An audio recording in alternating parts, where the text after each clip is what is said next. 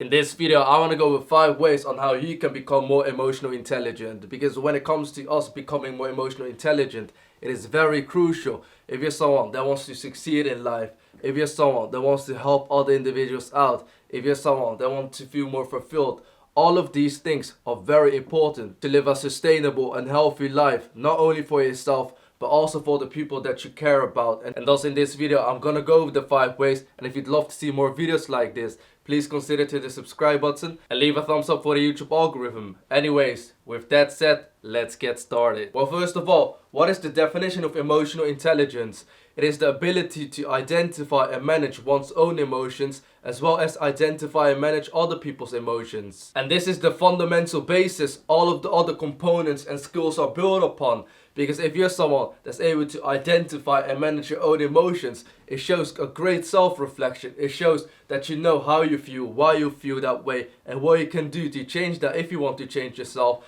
And vice versa, if you know how other people are feeling and you want to know the reason for that, you can ask the right questions at the right time. And this way, the other person will still feel comfortable while you're asking those questions, but it will also allow you to understand the other person's emotions better. And now I'd like to move on to the first thing. Social skills. So if you're someone that's an emotional intelligence person, you're effective at managing relationships that benefit everyone involved. For example, there's 5 people in a room, and every time an individual speaks, he or she feels better about themselves. Because generally speaking, when we're the ones talking, we're super passionate and super happy to speak, while other individuals are usually like, I can't wait when it's my turn, and they're not usually actively listening to. So if that's the scenario, an emotional intelligent person will understand that everyone wants to speak, and thus will make sure that everyone gets the equal opportunity to speak. They're gonna manage the relationships in such a way that anyone benefits that's involved. And thus, as an emotional intelligent person in that particular instance, you're gonna make sure that everyone gets the opportunity to speak.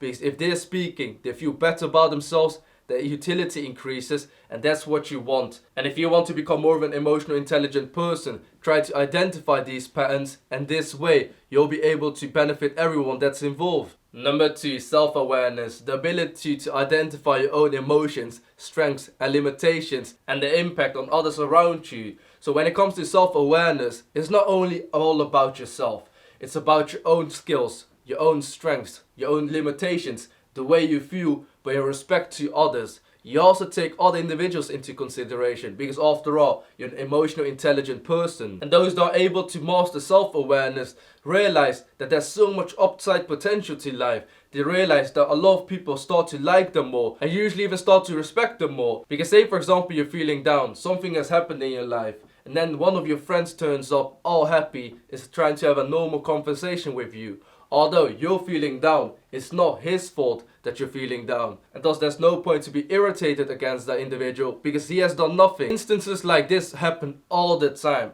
A lot of times, if one individual feels emotionally less of themselves, they're down or something else has happened, they relieve all of the negative emotions to the people around them even though they haven't done anything. And what this does is that it destroys relationships. It makes people respect you less because clearly you can't control your own emotions, and over the long term neither does it benefit you or the people around you. Another part of self-awareness is your strength and limitation. As an individual, it's very important to identify your strengths, because this way you know what you're good at and what you can do to not only benefit yourself but also the people around you, and vice versa. There's also things you're clearly not good at, and it's perfectly fine. We're all humans after all. And thus this way, if you're someone that knows what you're good at, you can maximize your potential in that particular field. And when it comes to your limitation area, perhaps it's better to let someone else do it, because there's people that are better at it than you, and this way both of you can maximize your own potential. You do what you're good at and the other individual does what he is good at. A very clear example of this is that say there's 2 individuals. One is extremely smart and one is extremely strong. In that instance, if both of them are emotionally intelligent, they will maximize both potentials. So the smart individual will use his cognitive ability all the time when both of them need it, and vice versa. When they need some heavy lifting to be done, the strong person can do that. Number 3, self-regulation. This allows you to wisely manage your own emotions and your impulses. Because we as individuals are emotional creatures. We always feel emotions, whether there's positive emotions or negative emotions. But if you're someone that wants to be more emotionally intelligent, you need to be able to control these emotions. You need to be able to control these impulses, because sometimes some individuals randomly feel extremely happy or extremely down. And if you slightly act upon the way you feel at the moment, it can be quite hard to achieve the greater things in life and build stronger relationships. Those that are able to manage their emotions are the ones that can control themselves. And thus, if you want to become more of an emotionally intelligent person, it is very important to have self-regulation.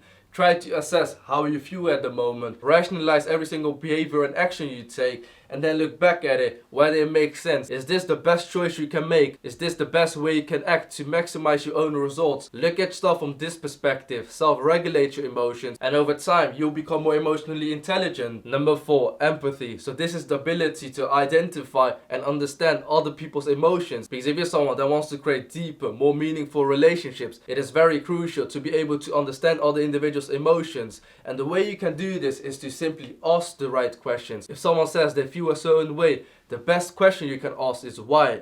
Why do you feel this way? Why are you sad? Why are you angry? Or why are you even happy? If you ask those questions, what will happen is that those individuals will really have to think. They have to think back and rationalize their reasons, just like I previously mentioned when it comes to self-regulation.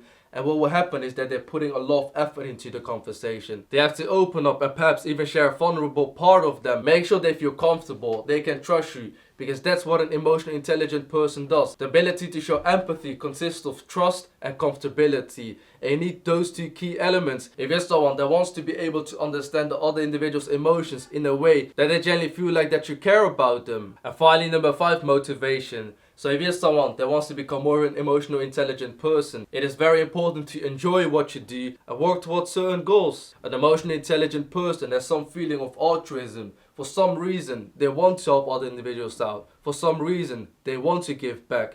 And for example, when it comes to making these videos, there's zero monetary benefit for me, because at the moment I make nothing with these videos, but I still enjoy making them because I know it helps other individuals out. I can relate with some of you watching because I clearly lacked emotional intelligence. I had to work my way up to understand my own feelings. I had to work my way up to understand other individuals' feelings, and this is one of the reasons I make those videos. And thus, if you want to become more of an emotionally intelligent person, you need motivation. You don't need to be motivated by money or status. You need to be motivated because you simply truly love what you do.